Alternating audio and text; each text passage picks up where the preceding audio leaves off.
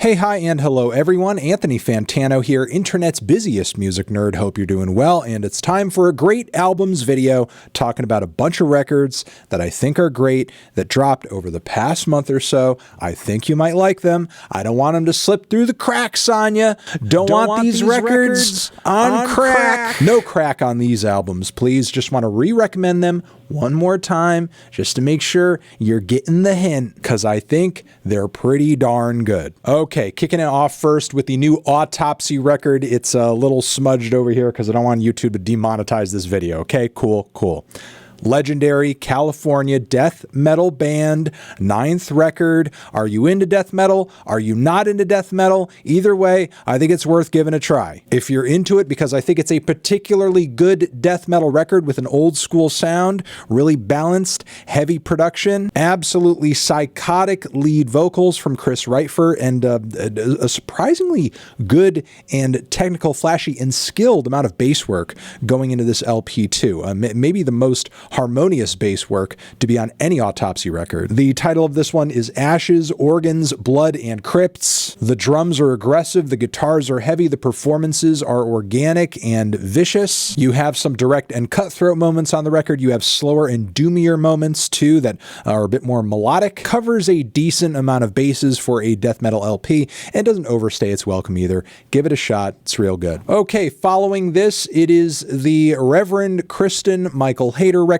Saved. Kristin Hayter, singer and songwriter, formerly known as Lingua Ignota. She has switched names and switched lanes with this new project, focusing more on hymns and worship music, presenting them in a very interesting state, as if they were recorded by some anthropology student who was shadowing an obscure Christian cult living in the mountains, that when performing the music inside their church just gave some very dark and mournful renditions of some traditional religious folk songs and hymns. It is a strange, beautiful, and emotionally harrowing experience, which I highly recommend. It may not be as extravagant as the Lingua Ignota material that we know Hayter for, but it is still emotionally impactful all the same. Coming up next on the list, it is the new Sampha LP, Lahai. We have been waiting for this record for a while, and damn, was it absolutely worth it. Pretty much an improvement on all fronts from the debut. Beautifully stunning vocals, beautifully stunning songs, a lot of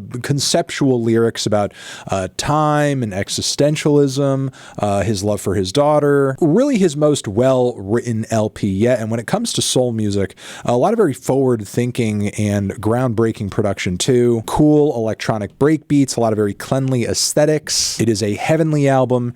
It's an emotionally powerful album. Solid track list as well. Highly recommend it. One of the best of the year. You cannot go wrong with this one. Okay, next on the list, that would be the new Frango Elétrico project. As I have said before, this is one of the coolest and most exciting artists to come out of Brazil as of late. They are really dishing out some fun and colorful and quirky songs that are adorned with lavish and beautiful, almost like Disney levels of production, arranged instrumentation. This record is also embracing more dance grooves than its predecessor too. There are more cuts on this thing influenced by disco and funk. Some electro vibes on a few tracks toward the end of the project too. The album is short, which is maybe the biggest tragedy about it, but it is fierce, it is fun. One of the best times you'll have with any record in 2023. Okay, next on the list, that would be the new Sufjan Stevens album, Javelin. Sufjan really back in his bag on this project, giving us a pretty direct singer-songwriter experience with all of those heaping mountains of lavish and gorgeous instrumentation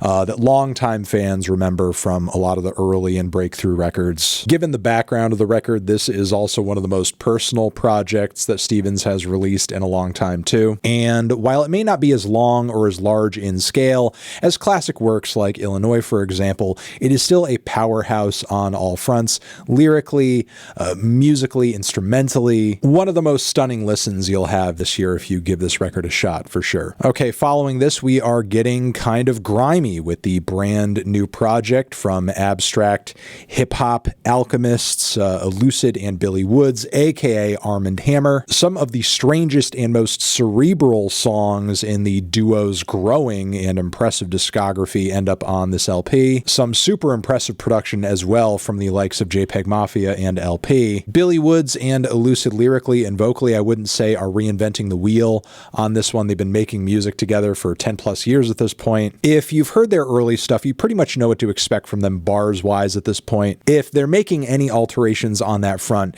it's just finding new ways to just make their bars, make their rhymes just more esoteric, more of a general head scratcher, and just leave fans stupefied by some of the shit they're saying and stuff they're referencing. Plus, continue to love the contrast in Woods's and Elucid's respective flows and voices. They really do continue to bounce off of each other really well, and they just seem to get more and more solid as a duo as the years draw on. Final album I want to shout out in this video is the new Underscores LP Wallsocket. This record is an interesting cross-section of a lot of different things. You've got pop punk, bedroom pop, emo, 2000s party rock, electro pop, hyper pop, indie rock, all assembling in various ways and to various degrees across this LP. One of the catchiest and most amped and most creative albums I've heard come out of the underground, the internet underground, this year. This album is weird, it is terminally online, and yet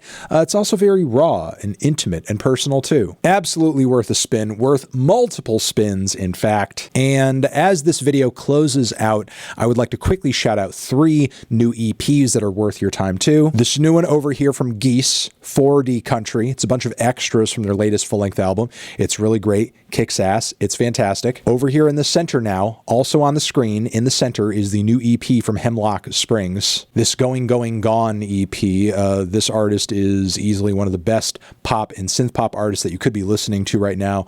Really awesome, love that she is on the come up and just doing great stuff, making a lot of bops. And then finally over here all the way on this side, it is the new EP from Japanese multi-genre artist, singer-songwriter Haru Nemuri. This is a really impressive and creative project too that is most definitely worth your time. So yeah, these 3 EPs here, also check these out, also linked down below along with all of the albums that I talked about in this video. You are fantastic. Thank you for watching. Over here next to my head, another video you can check out. Hit that up or the link to subscribe to the channel.